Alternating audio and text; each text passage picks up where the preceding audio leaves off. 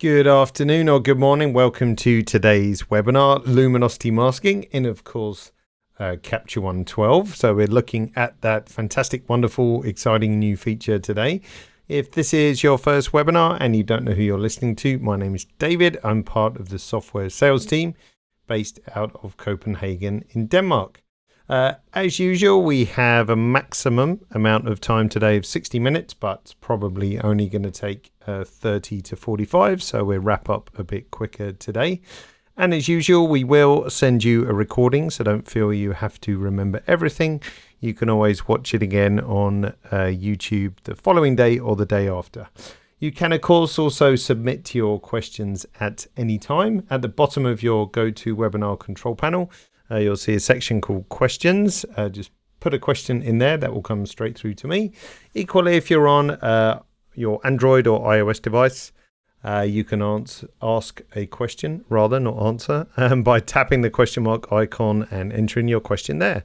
And when you leave, hopefully not before the end, please answer the exit survey on your way out. So that's pretty much all the housekeeping. So let us begin. So you should be able to see Capture One on screen right now. And basically what I hope or intend to do is just take you through the basics of how the tool actually works. And then we just go through a couple of practical examples on screen of various different things you can do. Also, you might see, one second, we don't want software updates, we want mouse locator. So I will just activate that. And then this will help you see the mouse on screen from time to time as well. Okay, so first of all, let's just get rid of that layer. The Luma Range tool is part of the Layers tool, basically. So if I make a new layer and tap on Luma Range here, opens this tool.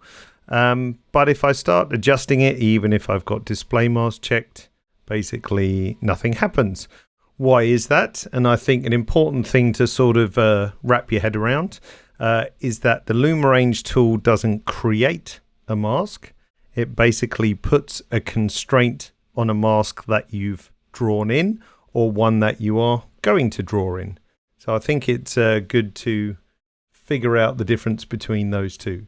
So if you've started drawing or using the Luma Range tool and nothing is happening, that's why. Okay, so let's come out of that. Let's delete that layer. And I'm going to start with a new field layer. So if I press M on my keyboard, you'll see that's now a whole layer on the image, which I can then begin to apply my Luma Range constraint on. So if I tap this button, this brings up the dialog. And essentially, we've got our range adjusters at the top. So, for example, if I wanted to limit my mask to just the highlights, I would drag the shadow end of the range slowly up to here until we would get just our highlights, for example. So the top handles set the range and the bottom handles, these set the fall off. So you can see now, if you look at the edge of the mask, basically, sort of this area, that it's relatively sort of harsh at the moment. But if I pull this out, oops, helps if you grab it, and move this out, you'll see it will bleed into its neighboring tones a little bit better. So it kind of feather off the edge of the mask, if you like. Now, if you need to reset anything rather than sort of cancel and going back in, if you double click any of the handles like so, then they will reset back to their 0 point. So, and by default, it is 20 and 35 like so. So let's move this back up again to just the highlights. So something like this. Get a bit more of the fall off like so. And that sets our basic range, or if you like, applies that constraint onto that mask that was already in the image. There's a couple of modifiers that you can do. So let's just drag the whole thing into the midtones. If I hold my shift key down and click any of the fall off handles, then it will move the handles on either side. So that'll increase my fall off on either side. If I shift click the range handles, one of those, then it locks the fall off point, as you can see. So let's just go back to something sort of a bit more highlighty, should I say, and let's do something like that. So now, of course, if I apply this mask on my particular layer, you'll see that it now has, it might be hard to see on the transmission, but take my word for it, there's a little sun icon here, which shows you that this mask has a Luma range constraint on it. So if I press M to hide my mask, and then I grab something like clarity, then of course that would just apply that clarity adjustment. Let's drop the brightness as well, just to that particular zone. So very simple to get basically a simple range like so. So to summarize, range at the top from 0 to 255, black to white, and the fall off, which will either give you that softer or harder edge. So let's just put that mask. If I put that one there, see super hard edge, not a very nice mask. If I drag this out, then we've got that better fall off. Now, to improve the quality of your mask, if you like, this is where the two sliders, radius and sensitivity, come into play. Now, with radius at 0, nothing's going to happen if you move around the sensitivity slider. So what radius will do is change the impact of what the sensitivity slider is doing. So let's bring that one up to something relatively hefty.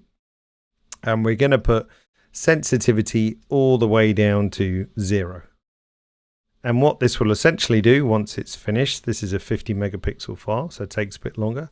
So you see at 0, we've got like a fluffy edge. So this slider basically either means follow the edges closely or ignore them. So right now you can see with sensitivity at 0, it's kind of feathering around the edges. Now if we go up to 100 and let it calculate, you'll see it's hugging the edges of that mountain really, really tightly. So that's great if you need to fit around various objects like this mountain. But sometimes if you need to do something a bit softer, and you'll see in some examples, you might be better off with a lower sensitivity. I'm just going to say apply once more. What I personally find is that when you're playing with Luma range masks, that it makes more sense to visualize, or it's easier to visualize what's going on if you turn on grayscale mask with the shortcut is Alt-M. So now this gives you a representation of what the mask looks like in grayscale. So the white areas are where the mask is, and the black is where there's no mask. So if we go back into Luma range, and don't forget you can always edit your Luma range, and if we do sensitivity 0, you'll be able to see exactly what it looks like. And then if we go sensitivity all the way up to 100, then what you'll see is it'll snap tightly like so around that mountain. So it gives you a whole bunch of control of creating various different types of masks.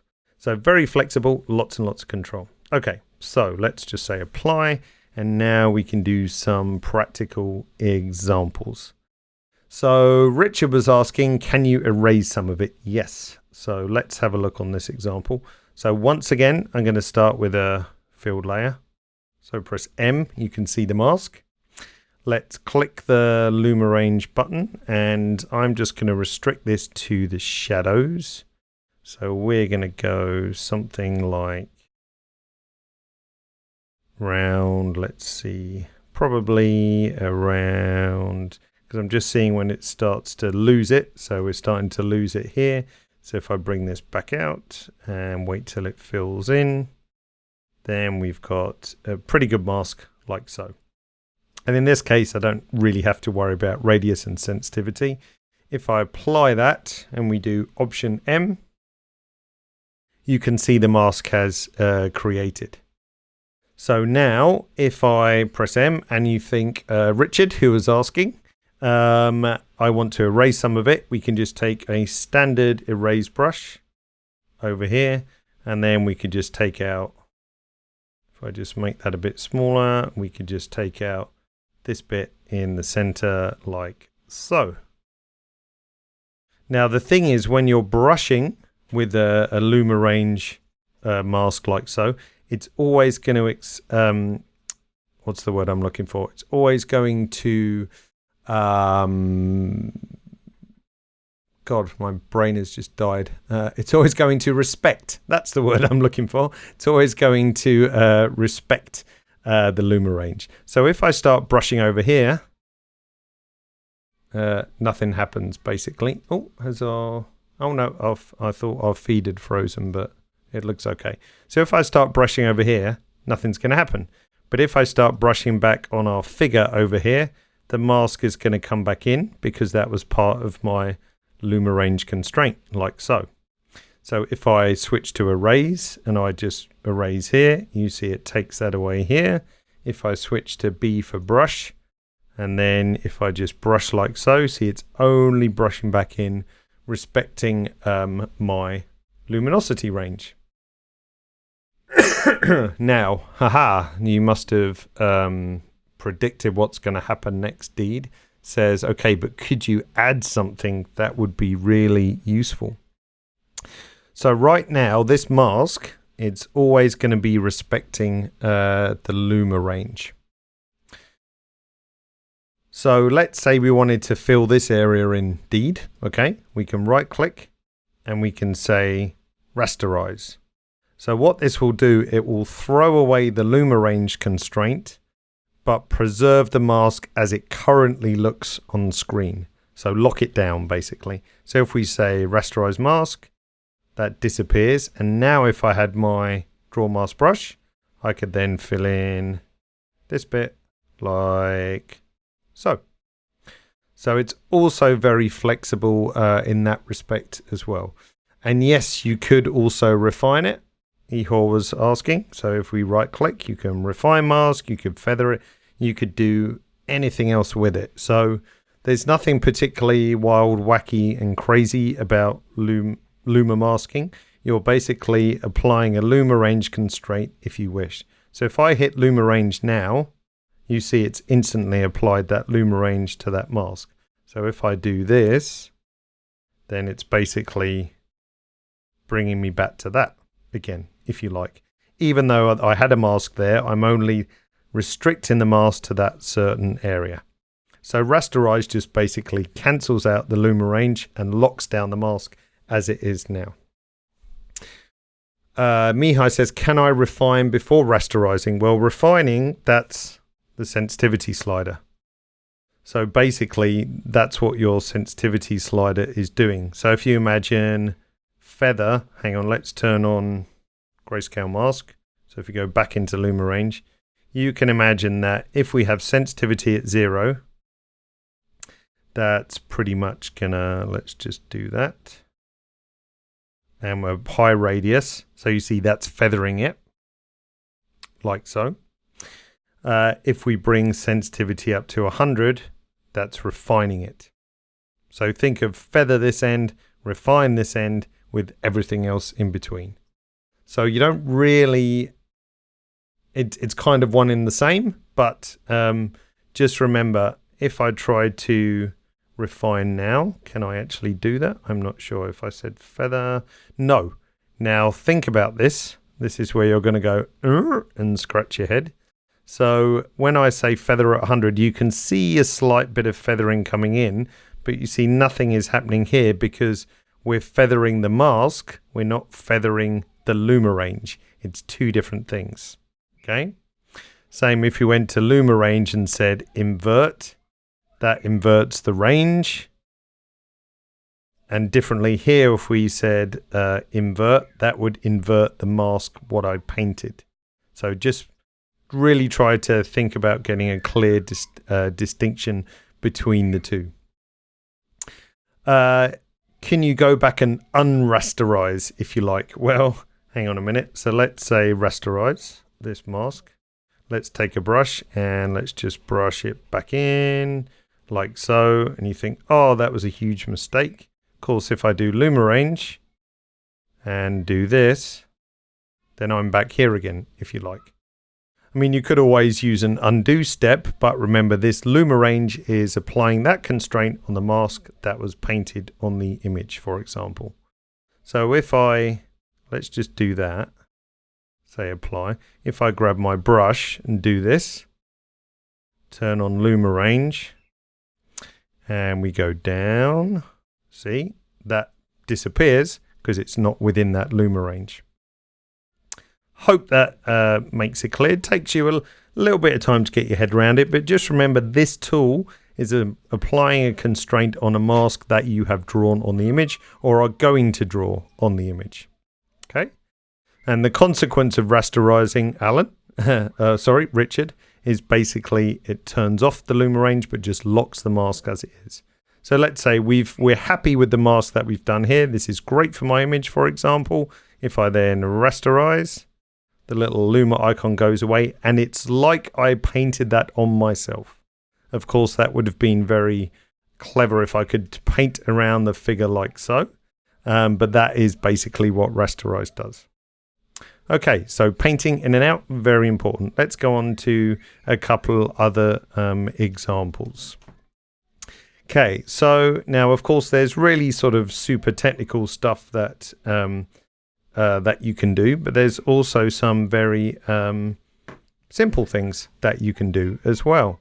So, for example, on this image, how about, let's just check I don't have any old layers on there. What's this layer doing? Don't know. Let's get rid of it.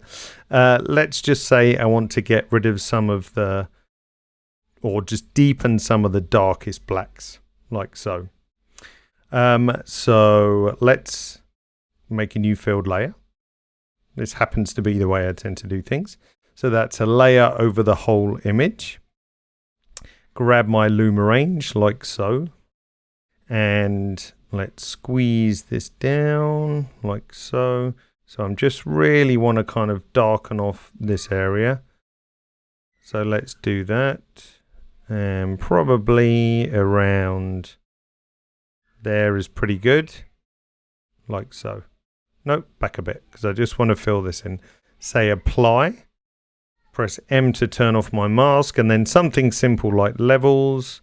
Let's just bring in this shadow point, and then I can just really darken that off.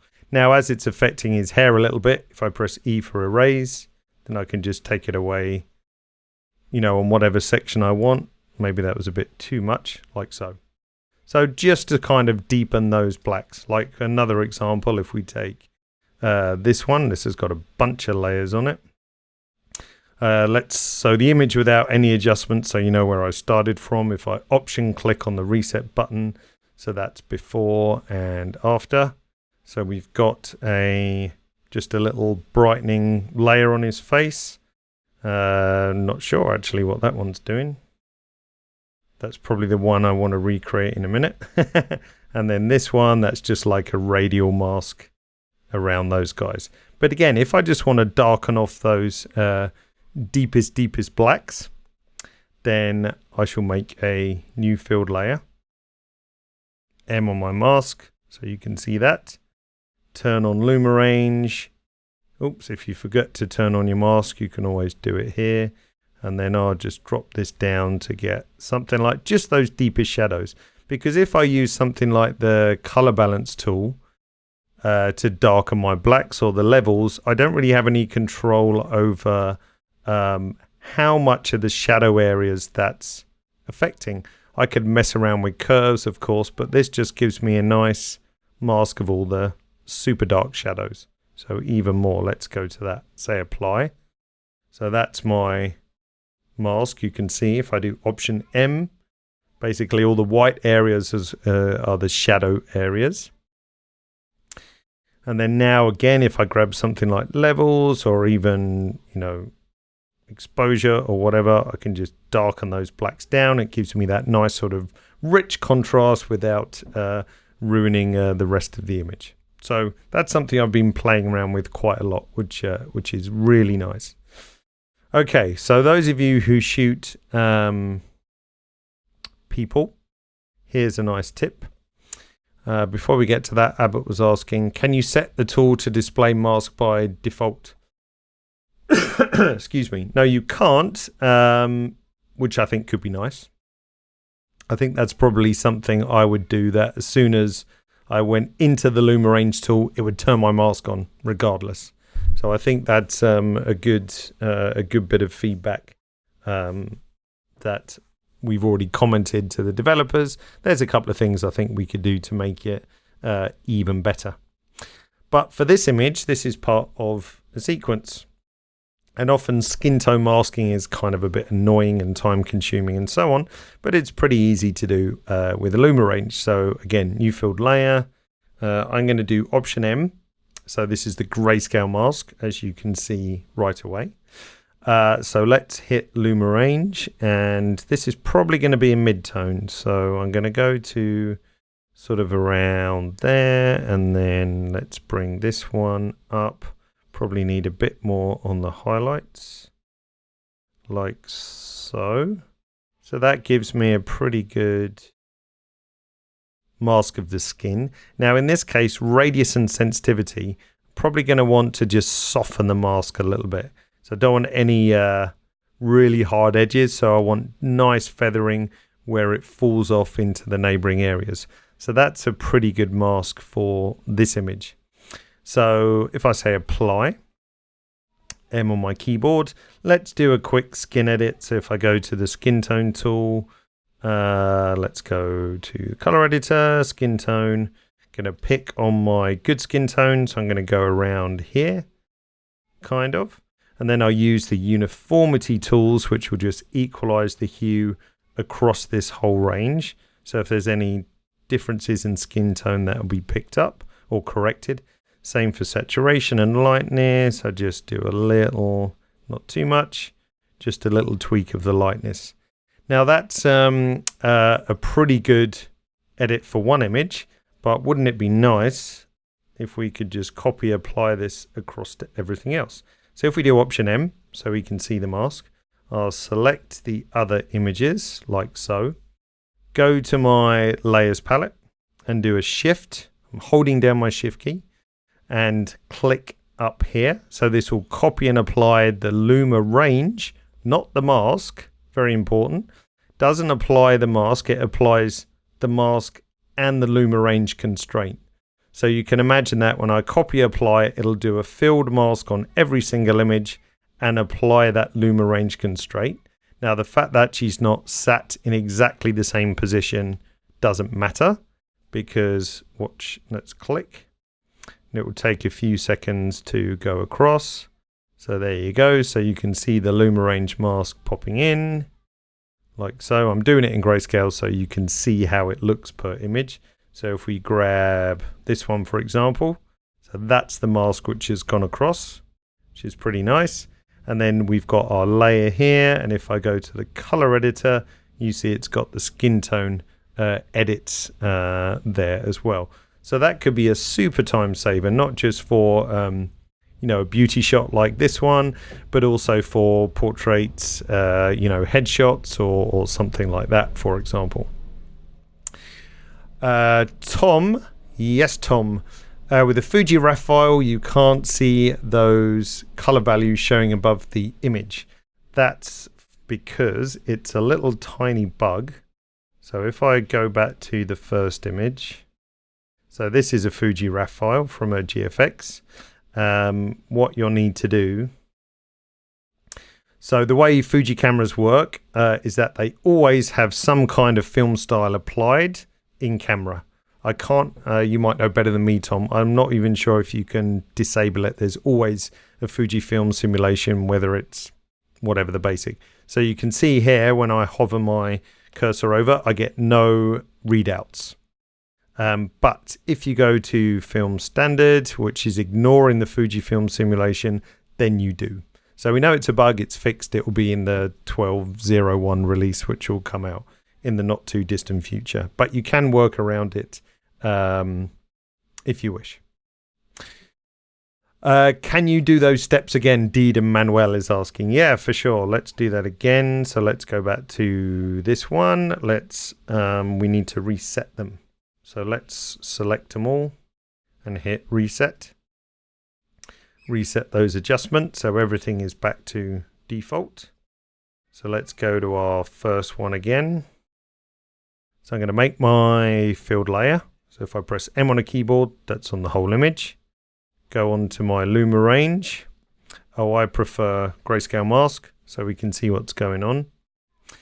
Now it's a mid-tone, so that's probably going to be around sort of... Make sure we get all of that. And then how far we go up here, let's probably go out to something like that. Bit more radius. And drop of sensitivity just so it's a little bit soft. So I'll go with something like that. Say apply. So that's the mask set for the first image. So now I want to do an edit, and of course this could be anything, but I'm just using the skin tone tool because it makes sense on this one.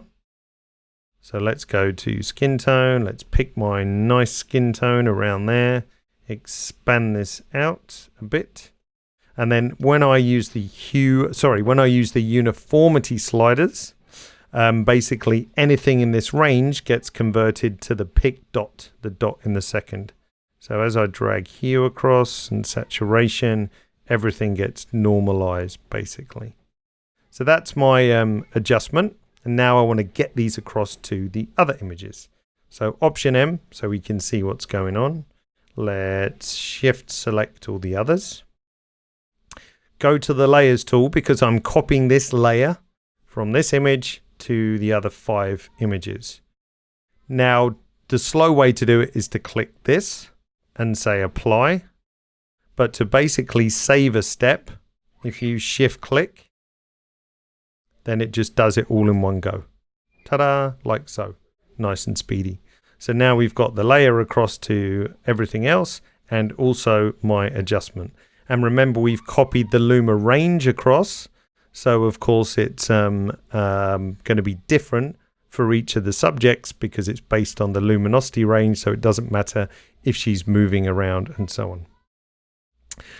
How did I select the other images? That's just a shift, getting tongue-tied. That's just a shift select, like so. So that could be, shift 3 images, shift 4 or whatever.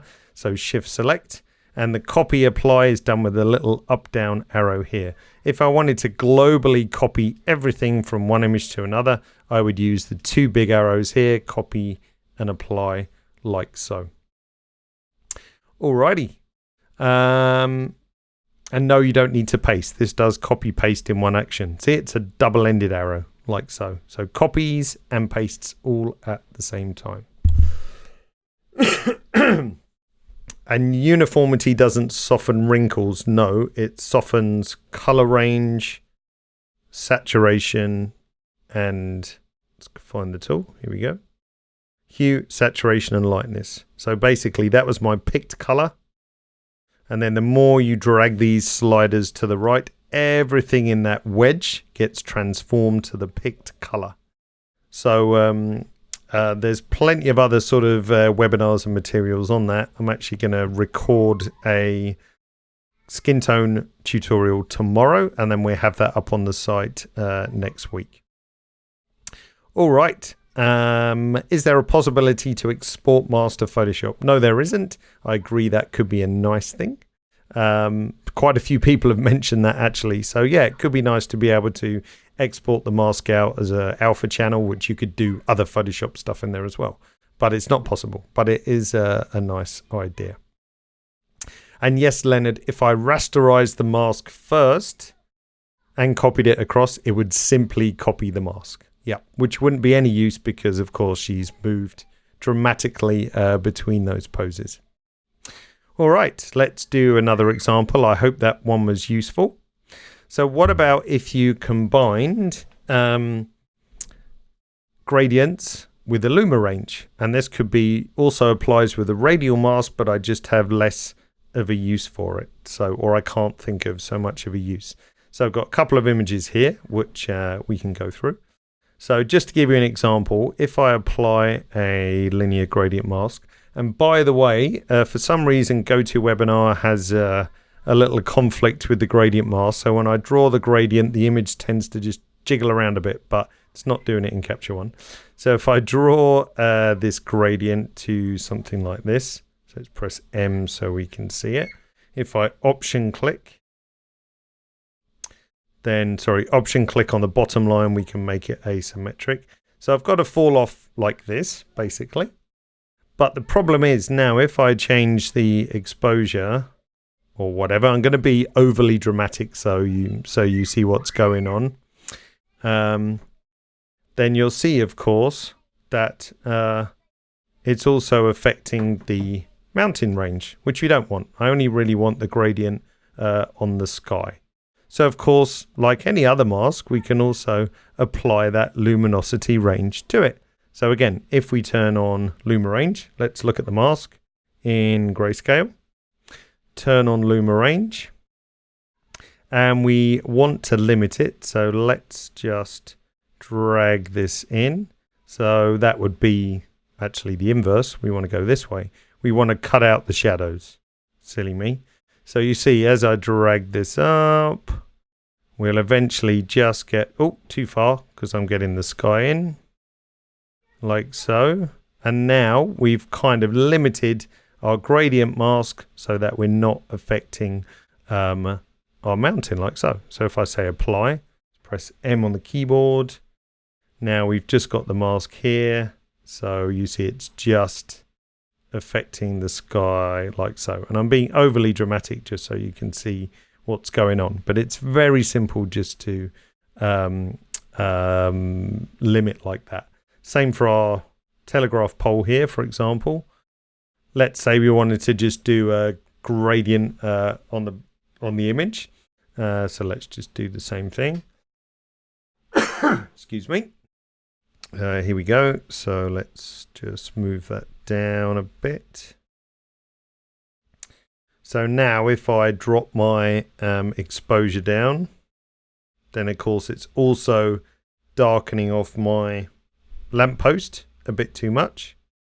So if we click on Luma range, let's look at grayscale so then we can really see what's going on. Excuse me. Then let's drag this down. Other way. So we can almost instantly cut out the telegraph pole. I might bring up my radius a little and sensitivity. So it really wraps around the telegraph pole nicely. So if I say apply, let's turn off the mask. Now I can really put that gradient sort of behind it, if you like. So, and that was pretty simple to do. Didn't take very long.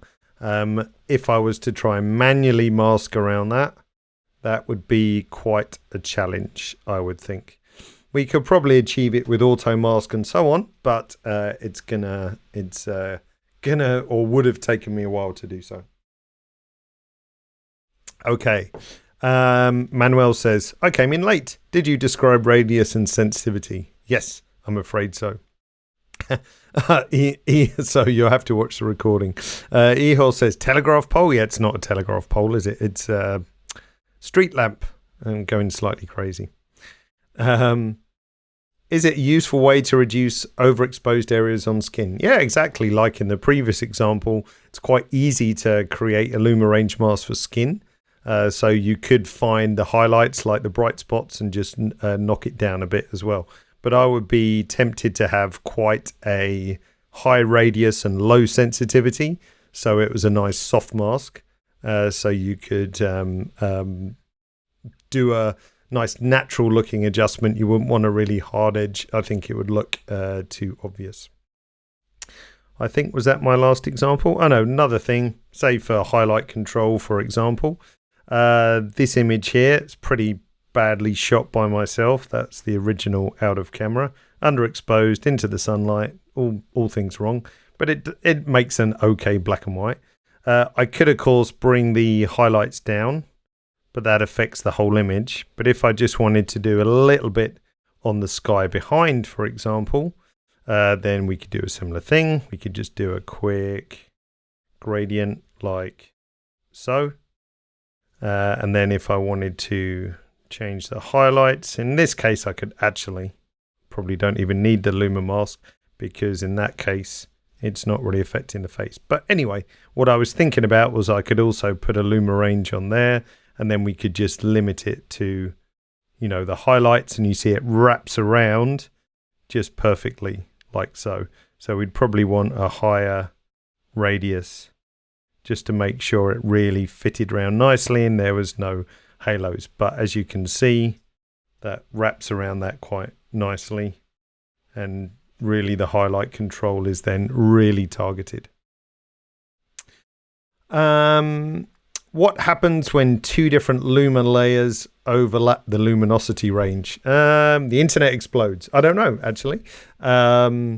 It just behaves like a normal layer, really. So you can always have overlapping layers. So I don't think anything nasty is going to happen. So yeah, it's with layers in Capture One, you can have up to 16. Doesn't matter if they overlap. It's just going to basically multiply the various different edits through the layers. So I don't think you'd come across any unwanted facts or anything. A couple of you said I intended the first webinar, but I didn't get the follow-up recording. That's because the sound got all scrambled, unfortunately. So it's not a usable recording. I might be able to rescue some of it, and if I can, I'll forward it on. But that's why you don't see that from next week. Okay. Warren says, my older MacBook turning off hardware acceleration improves performance. Yeah, that can be the case sometimes. With newer machines, if we look under preferences and in hardware acceleration, it's best to put it on auto. Capture One will run a test when you first start Capture One to see if the graphics card is worthy of being used. But on rare occasions, like your older MacBook, Warren, it can make sense to turn it off, and you might find that performance is better. So generally, leave it to auto. You should be fine, but older machines, you might have to.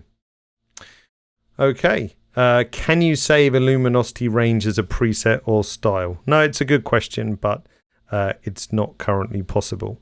And it's not because we're mean and nasty. It could be potentially a really good idea, but there's all kinds of scenarios where it can go horribly wrong, mostly because we have a layer limit of 16 in layers. So let's say I'd saved a preset which had 3 layers, and then I applied it to an image which had 14 layers on it. What should happen? Should we apply 2 of the layers and reject 1? If so, which one? Should we delete one of the layers on that image in favor of the applied layers, and so on? So there's kind of a few messy scenarios that need to be figured out before it's possible. It is a bit of an annoyance, and there's a few other factors that can make it go wrong as well, but who knows in the future. It's a good suggestion, and it's obviously something that would be nice to do, but it requires quite a bit of thought to get it to work nicely. Okay, Luma Mask is possibly the best tool ever. It's a game changer for interior architecture photography. Yeah, and I think we're only sort of scratching the surface of what's possible. You know, I had my kind of few examples here, if you like, for various different things. But I've only been using the tool a couple of months, I guess, in anger, sort of before the launch and afterwards. And I think there's all kinds of ways that we can use it that we haven't quite got to grips with yet. So, okay, last question. What did Michael say? How can I use a brush to modify the Luma mask? Maybe you missed all that, Michael, because we did all that fairly early on. So just maybe rewatch the recording so you can see. And no, you can't stack layers into a single one like in Photoshop. Remember, all the edits that you're doing here is non-destructive. We're not affecting any pixels. So there's no way to, if you like, combine layers, for example, because it's all non-destructive edits.